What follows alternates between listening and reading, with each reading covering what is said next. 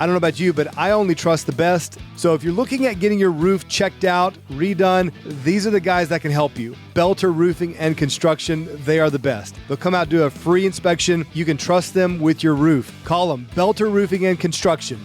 405-952-7777. That's Belter Roofing and Construction.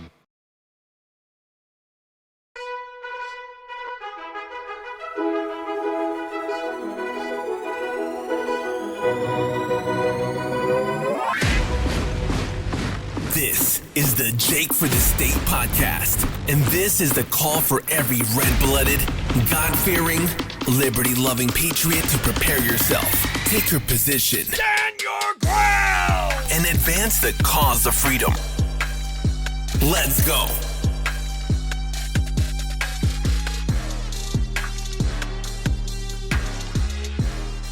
All right, guys, welcome back to the Jake for the State podcast. Continuing to interview candidates leading up to the June 18th primaries, which is just 5 days away now, so it's closing in.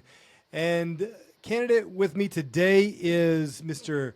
Lonnie Burns, running for House District 20. Welcome, Lonnie. Well, thank you for having me, Jake. You bet. Absolutely. My pleasure. Well, I respect anyone who's willing to inflict the pain that comes with running for office on themselves. I appreciate you jumping in and running for this race, as I do everyone. Tell me more about yourself, though. You know, this is one of those times when I know nothing about you. This is the first time we've talked, so I'll be learning along with the listening audience. Tell me about yourself. Well, I've been a minister for almost 40 years.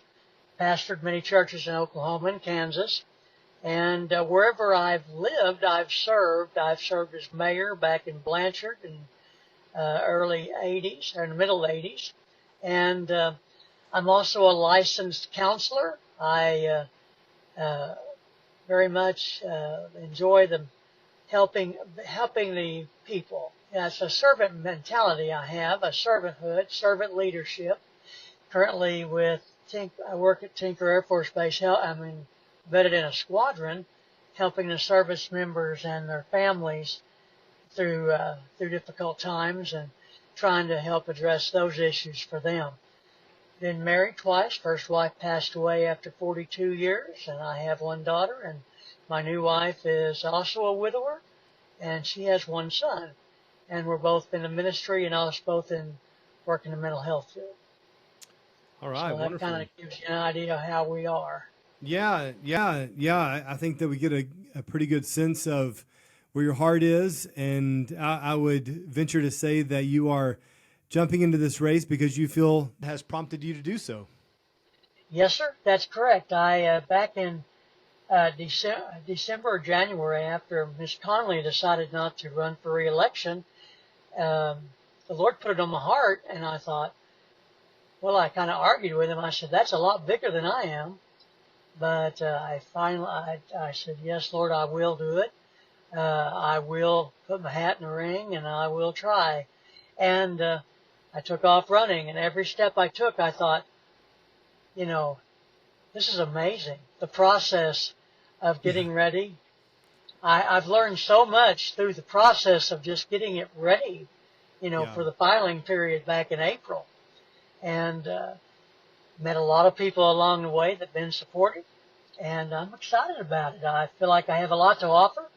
I feel like as a minister and a counselor, I feel like I have a way of reaching people and touching people's lives, and that's important to me. And being that servant leadership, even as in the role of a House member, because as I look at it, I serve the people, and that's what I've been doing for the last almost 40 years of my life, is serving people.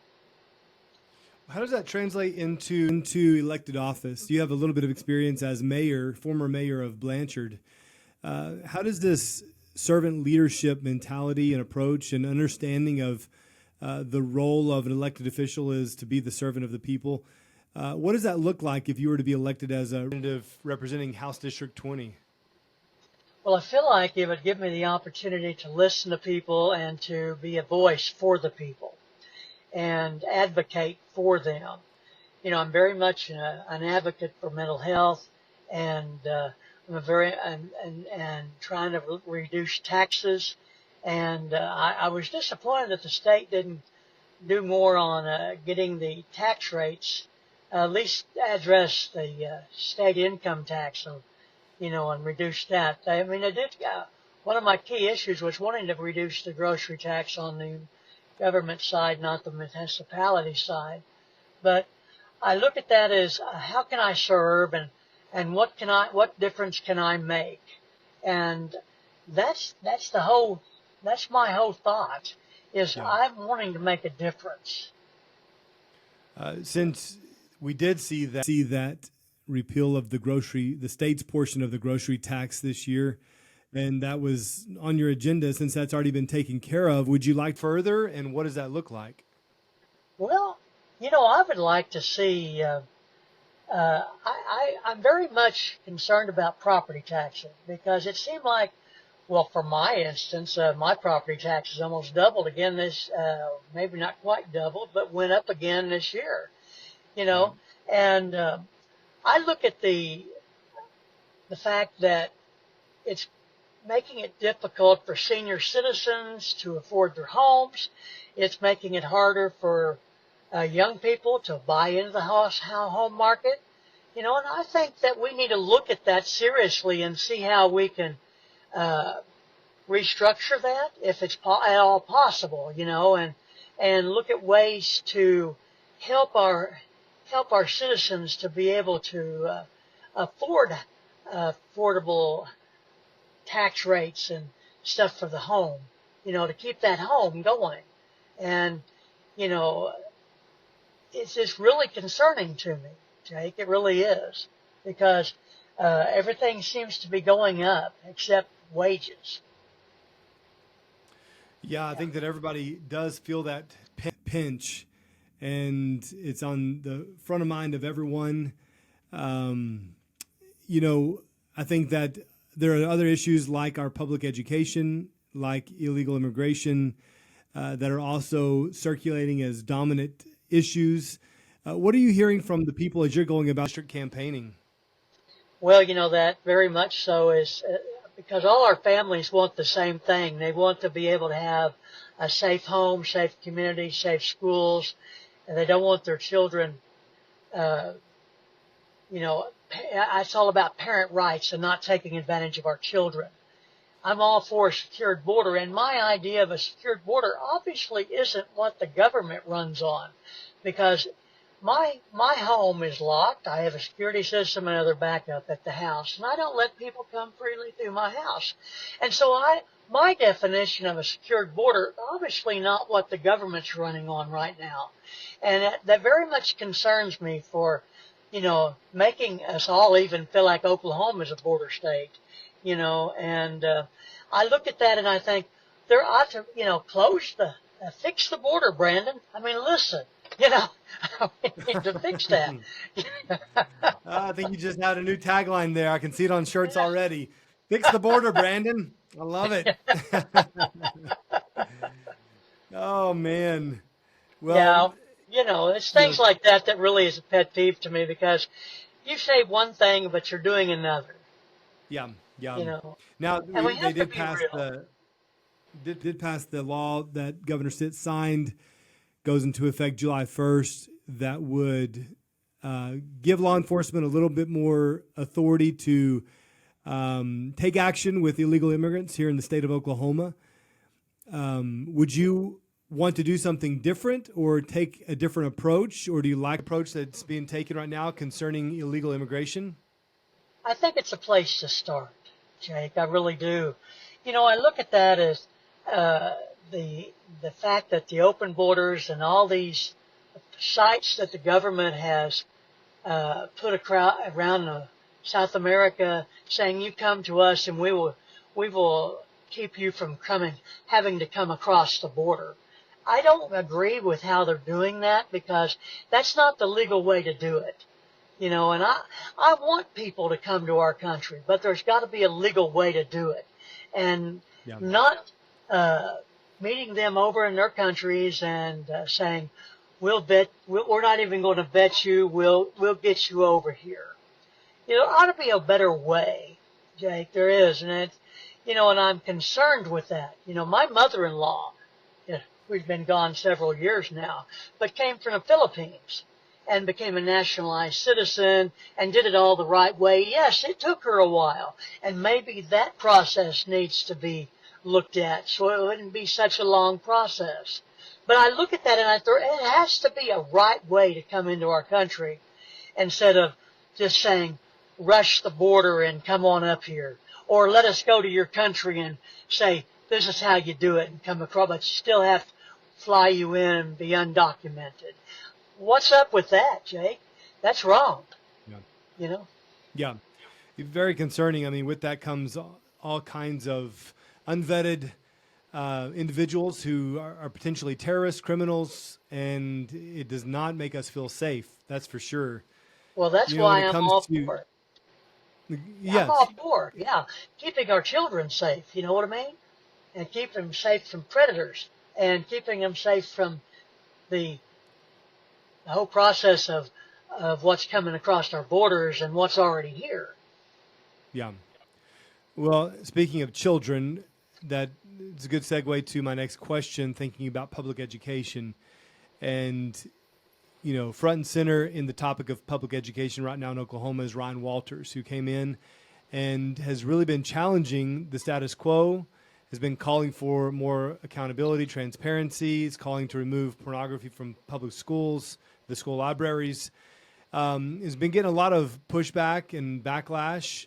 Not saying that everything he's done is perfect and straight up. I think there's always room for criticism for anyone, but I was curious about your position on him. I mean, if you like what you see with our current state superintendent, or if you'd like to see something different.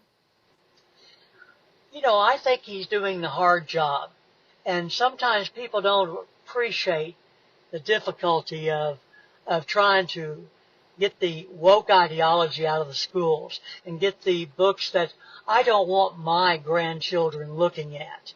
I don't want, them being able to see this kind of access with, and I would rather, and I remember when my children were in school, I went to the school and ask them what were they going to do and what they were teaching and what they were going to present to them. I know Mr. Walters has a hard job, but I appreciate the fact that he's trying. And we may not appreciate what he does, and just like everybody, he's an elected official. Whenever his term's up, vote, run against him. But I think the man's trying, and that's important. It really is. It's important that he make that effort. Well, right now it looks like that we are ranked about 48th in the nation the last time I checked as far as academics. And it is sad, and I think it's concerning to a lot of parents out there. Now with this recent tax credit, money is available to people to look elsewhere. We're seeing a rise in enrollment in private schools.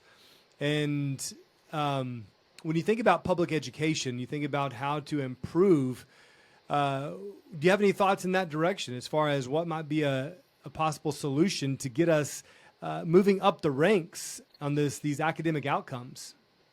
Well, I feel like as a candidate, I promote, because I went to school in the inner city schools in Oklahoma City, during the busing era in the 60s and 70s, so I knew the difficulties there. But I'm all for my tax dollars that I pay in to send my children where they need to be, and to take care of them. We need to have, less woke teaching and more academics and more getting our students ready for the real world. It's so important that we get everybody ready, all our children ready for what they're going to do next, whether it's go to college or whether it's go to to a Votech center and learn a trade. We need our tax dollars at work to help them to achieve what they need in their lives. It's so important. If we just don't prepare them, it's a misjustice. It really is. Yeah. Now, this has, I think is there 3 other candidates in this race? There's, in my race on the Republican ticket, there's 5 of us. So there'll probably Okay, 5 total. There'll be a runoff, I imagine, in August. Yeah. It's usually the case with that number. What makes you the best candidate for this position, Lonnie? I feel like I will listen. I don't have a personal agenda. I don't have, some special interest groups trying to tell me how I should vote and how I should present. I feel like, I'm more of a grassroots campaign guy, and I feel like I would be a great asset to the state, and be able to have that servant mentality to listen and to not force my agendas, but force communication between both parties.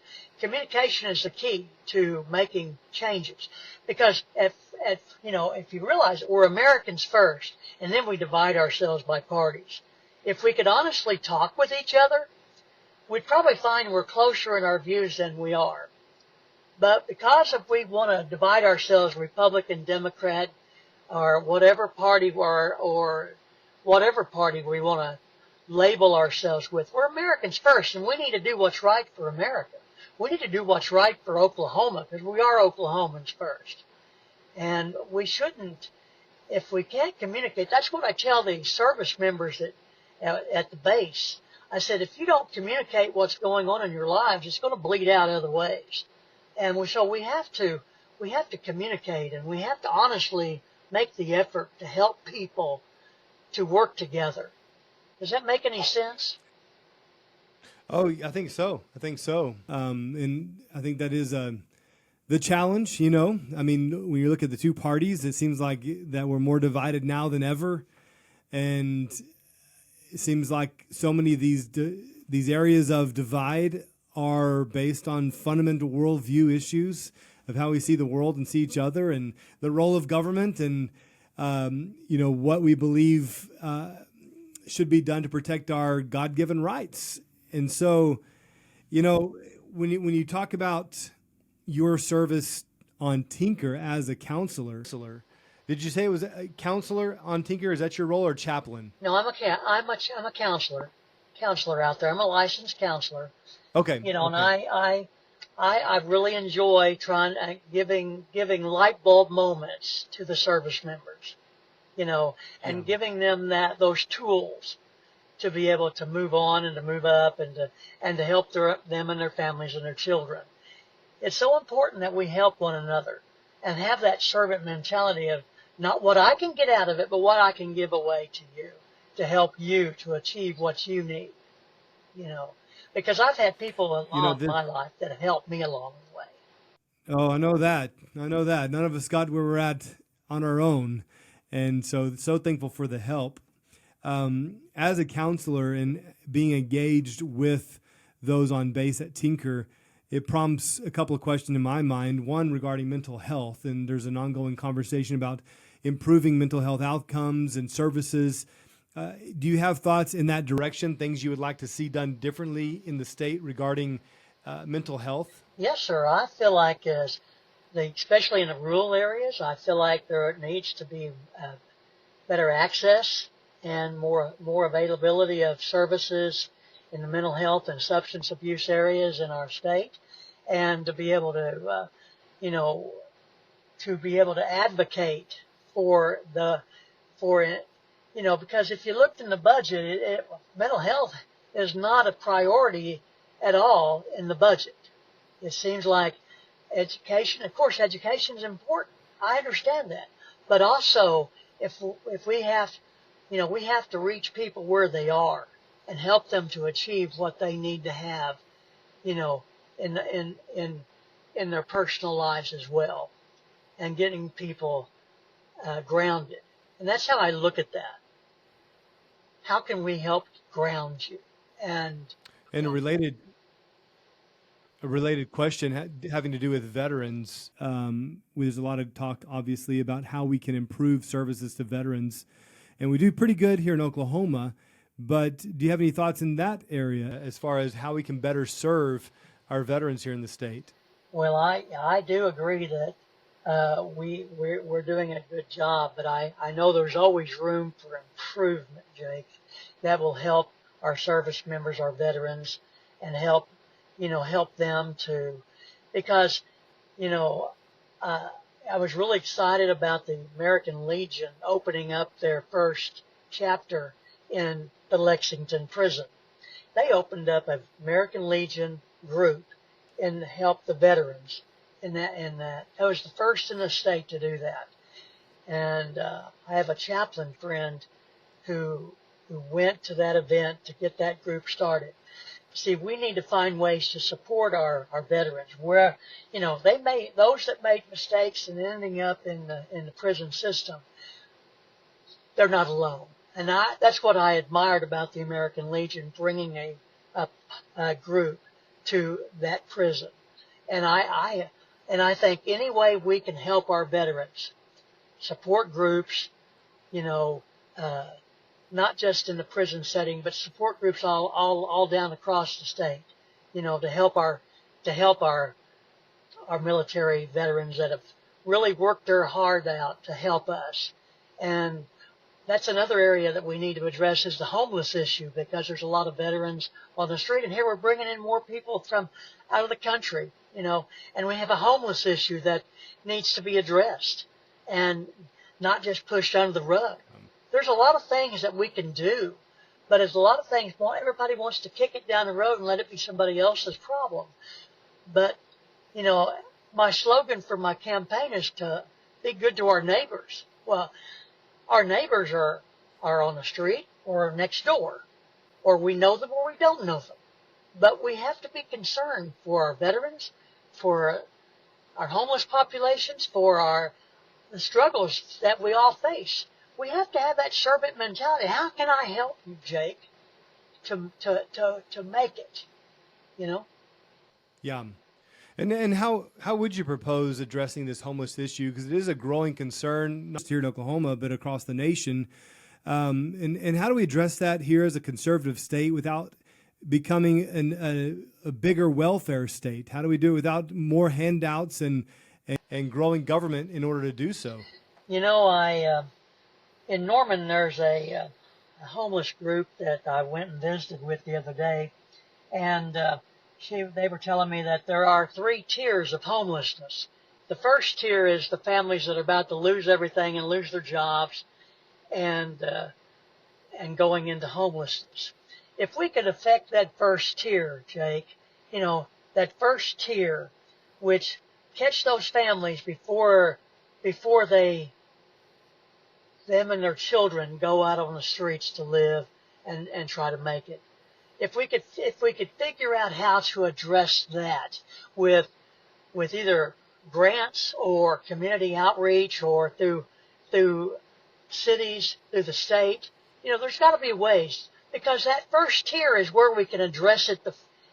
I feel like is the most accessible way to help, than letting it go to the second tier, which is they're on the street and now they have mental health and drug abuse issues. So I feel like the first tier is something that we could look at and address and work on the most. That would mean a coalition of partners, a coalition to work with that population, to help them to not end up homeless or jobless, and leaving their children on the streets, or end up losing their children. There has to be a way that there's a coalition to work that out. And that's my thoughts on that. And that's all working on the mental health side, working on the and I'm not saying that these people at the first tier have made good choices. Maybe none of us have made perfect choices all our lives, but we need to find a way to help people, especially at that first tier, and make a way to change it and to work as a coalition to bring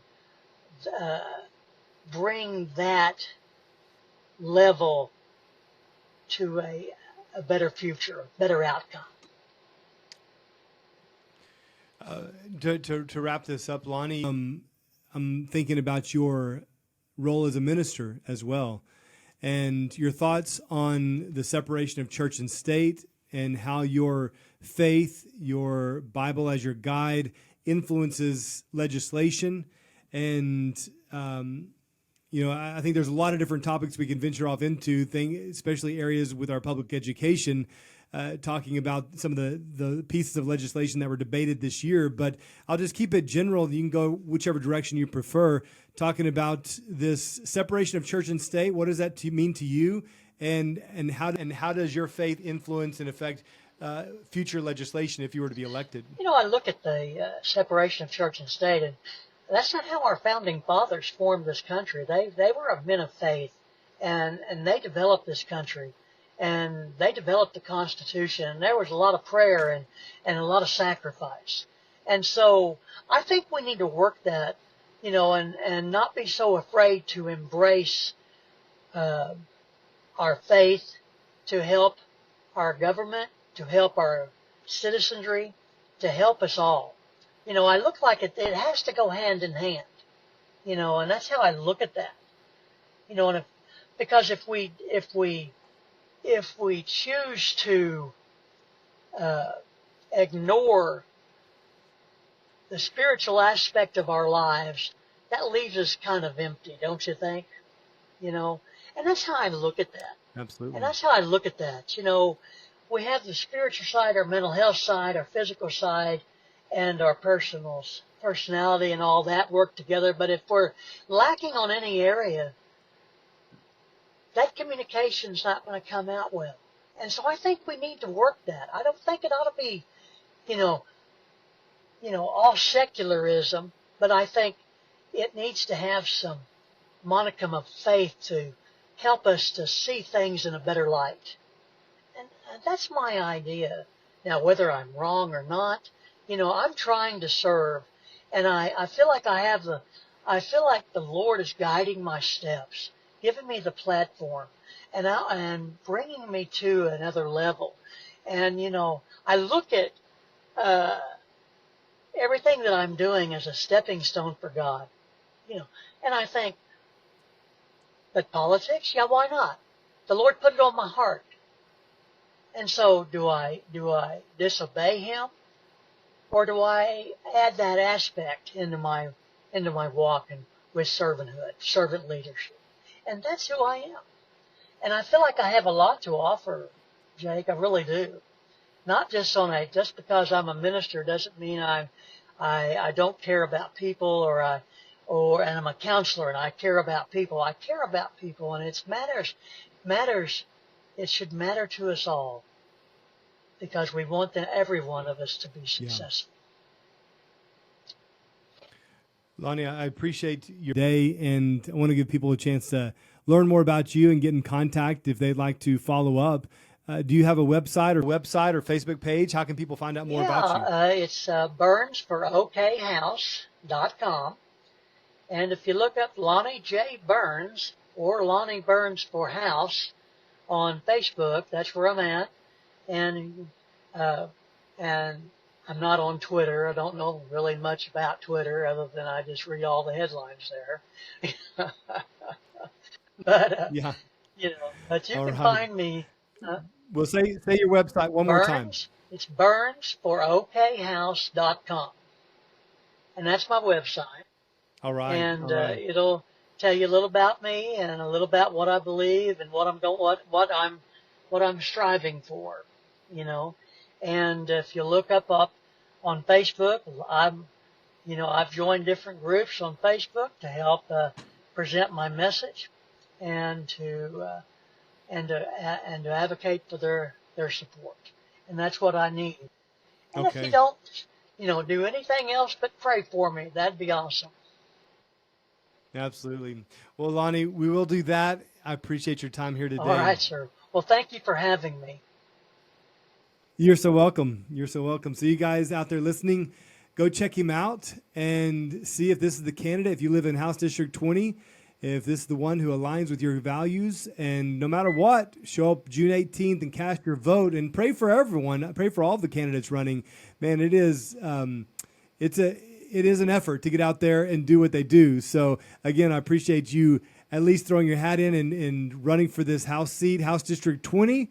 And man, we got so many more candidates to talk to leading up to June 18th, just 5 days away. But hey, you can find out more at jakeforthestate.com. Be sure to like, share, and subscribe this show because it helps get the word out, helps to spread the message and the platform of all these candidates who are running and keep people informed. That's the goal. All right, appreciate your time today, and I'll see you next time on the Jake for the State podcast.